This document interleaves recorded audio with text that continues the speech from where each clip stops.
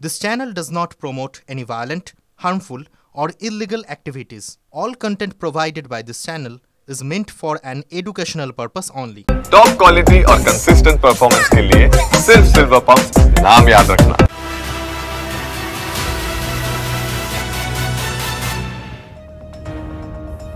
দিল্লির দিল এখন পদ্মে, কিন্তু দিল্লির মুখ্যমন্ত্রী কে হবে সেই নিয়ে রাজনৈতিক বৃত্তে এখন সবথেকে বেশি জল্পনা হচ্ছে এবং ইতিমধ্যেই শুরু হয়ে গেছে বিভিন্ন নাম নিয়ে আলোচনা।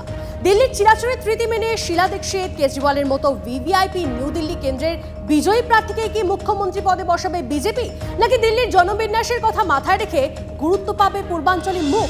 একটু জানার চেষ্টা করি। আমাদের প্রতিনিধি জ্যোতির্ময় আমাদের সঙ্গে রয়েছেন, আরো ডিটেলসে জানবো। জ্যোতির্ময়, যে নামগুলো উঠে আসছে সেগুলো যদি একটু জানো, যে কার মুখ্যমন্ত্রী হওয়ার সম্ভাবনাকে এই রেসে এগিয়ে রয়েছে?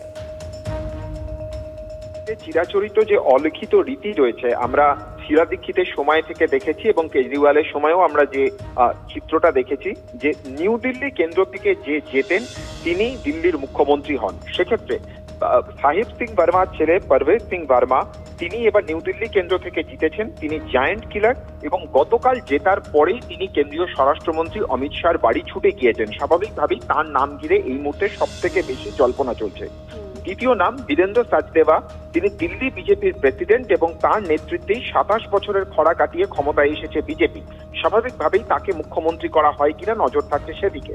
তৃতীয় নাম অজয় মাহাওয়ার, তিনি আরএসএস এর একনিষ্ঠ কর্মী। দিল্লির গোন্ডা বিধানসভা আসনে তিনি দ্বিতীয়বার জয়ী হয়েছেন।